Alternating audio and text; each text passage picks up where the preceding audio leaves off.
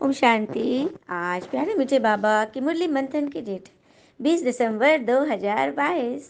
तो आज मीठे मीठे बाबा ने अपने बच्चों से कहे, मीठे बच्चे, तुम्हें खुशी होनी चाहिए कि हम अभी यह दुनिया, यह सब कुछ छोड़ अपने घर शांति धाम जाएंगे, फिर सुख धाम में आएंगे।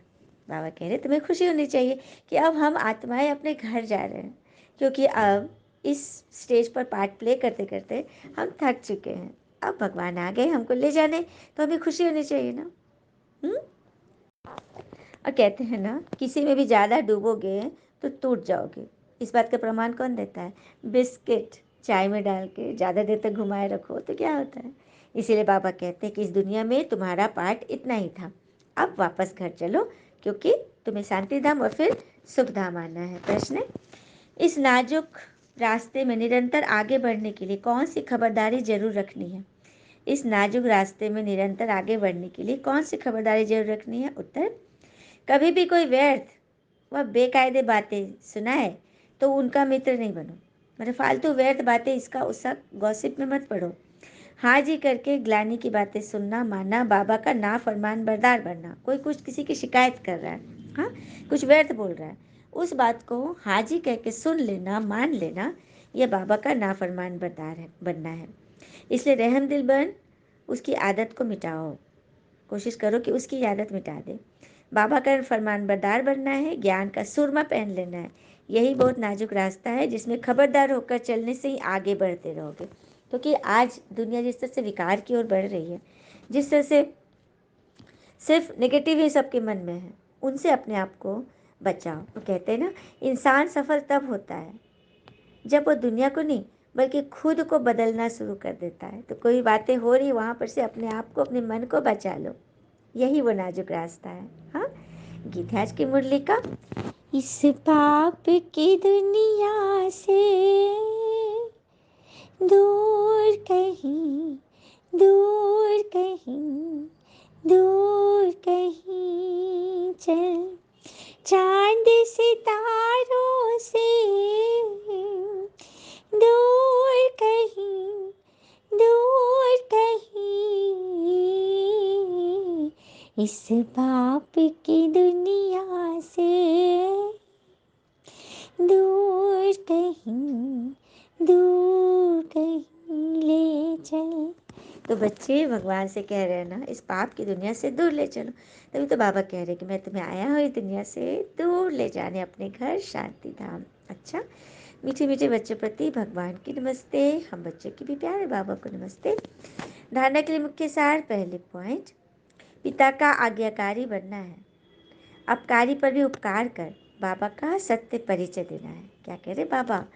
भगवान समान क्या बनना है? एकदम सबका भला करने वाला सच्चा मित्र बनना, हितैषी बनना है।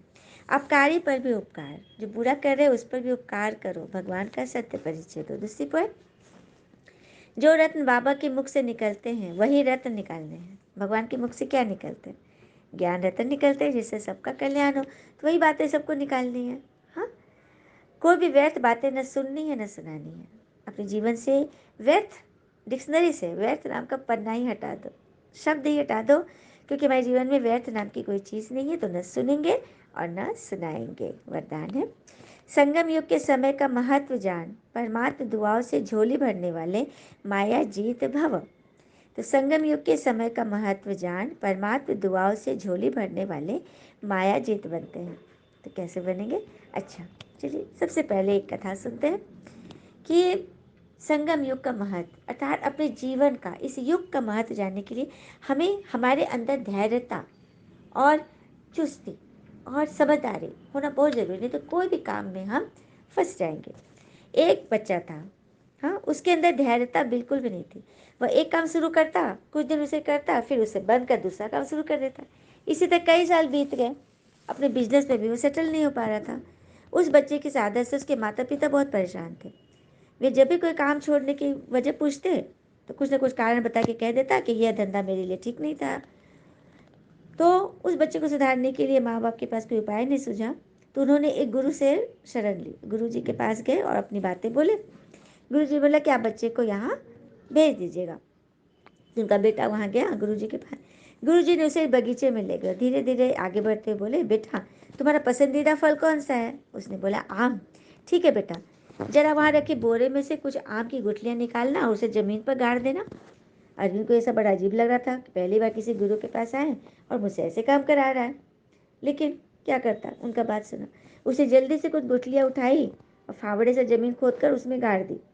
फिर वे अरविंद को लेकर वापस आश्रम में चले गए। करीब आधे घंटे के बाद वे बोले उस बच्चे से, जरा बाहर जाकर देखना तो उन गुठलियों में से फल निकला कि नहीं। बोला, अरे गुरुजी, इतनी जल्दी फल कहाँ से निकल आएगा?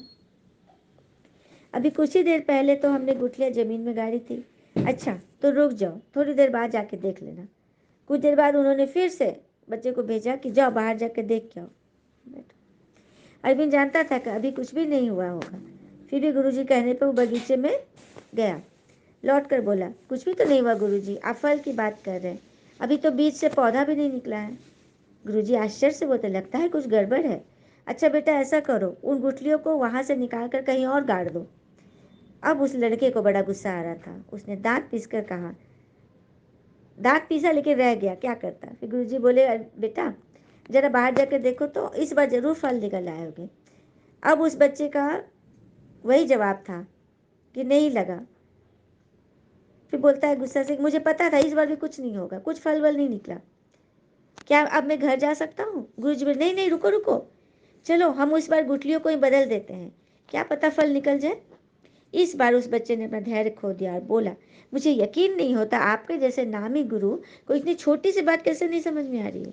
कोई भी बीज लगाने के बाद उससे फल निकलने में समय लगता है। आपने बीज अभी डलवाया, कुछ डाला ही नहीं, खाद पानी कुछ इंतजार भी नहीं किया, और आप कह रहे हो कि जाओ फल लेकर आओ, तोड़ कर लाओ।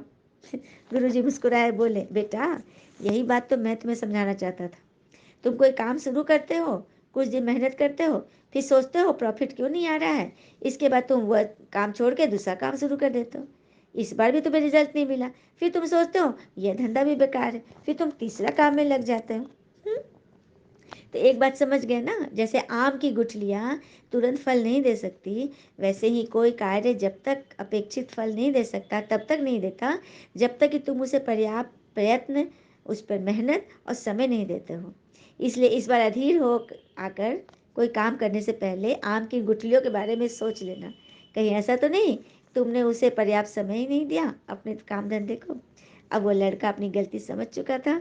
उसने मेहनत और धैर्य के बल पर जल्दी ही एक नया बिजनेस खड़ा किया और फिर वह एक कामयाब व्यक्ति बन गया। तो देखा, यह होता है जब हमारे जीवन में धैर्यता नहीं होती, मेहनत हम करने से बचते हैं, समझदारी नहीं होती, तो हम किसी भी काम में आगे नहीं बढ़ सकते और हम काम पर काम बदलते जाते हैं, लेकिन हमें कहीं भी निश्चित एक एक व्यवस्था नहीं मिलती। तो समझा। तो भगवान हमें इस युग के महत्व के बारे में बता रहे। यह युग है जहाँ तुम भगवान की दुआओं से झोली भरते हो। तो संगम युग का 1 सेकंड और युगों में 1 वर्ष से भी ज़्यादा है। इस समय 1 सेकंड भी गवाया तो सेकंड नहीं, 1 वर्ष गवा दिया। इतना महत्व सदा याद रहे तो हर सेकंड परमात्मा दुआओं द्वारा प्राप्ति से भरपूर रहोगे, तुम्हारी झोली सदैव भरपूर रहेगी। तो समय को बचाना, संकल्प को बचाना और शक्ति को बचाना, यही तो है। सत्कर्म करने के लिए भगवान हमें यही सिखा रहे। तो तीव्र पुरुषार्थी बनना अर्थात माया जीत, और जो माया जीत होते हैं वो जगत को जीत लेते हैं। स्लोगन, जो आज्ञाकारी हैं वही बाबा की व परिवार की दुआओं के पात्र हैं। देखो, परिवार में कहीं भी आप आज्ञाकारी हो, कोई भी काम आपको बोला गया, आपने हाँ जी कहा, हाँ भले आपसे ना हो, लेकिन पहले आप स्वीकार कर लो। उसके बाद नीचे से बोलोगे ना कि ये काम हमको नहीं आता है, तो फिर सामने वाला भी समझेगा। तो सबसे पहला काम है, आज्ञाकारी बच्चे की निशानी है हाँ जी का पाठ। हाँ, क्योंकि भगवान को हाँ जी बहुत पसंद है। भगवान कुछ भी काम बोलते हैं ये करने के लिए, और बच्चे पहले ही सोच ले कि हमसे नहीं होगा, तो फिर वो काम कभी नहीं होगा। और एक बात और, जाते जाते एक बात सुन लेते हैं कि कहा जाता है ना कि औरत कभी उधार नहीं रखती। चाहे मोहब्बत हो, इज्जत हो, खुशी हो या नफरत, वह सब कुछ दुगना करके लौटाती है। तो यहाँ पे परमात्मा ने माताओं की मेजॉरिटी क्यों रखी है? क्योंकि माताएं हर एक काम को दुगना करके लौटाती हैं। तो यहाँ पर भगवान जो उन्हें यह सेवा का काम दे रहे हैं, उसको दुगना क्या, तिगुना चौगुना करके लौटाएगी, है ना। इसीलिए तो माताओं को शक्ति कहते हैं और शक्ति की ही पूजा होती है। अच्छा, ओम शांति। शुक्र मीठे बाबा, वो बाबा के प्यारे प्यारे बच्चे। All is well always. ओम शांति।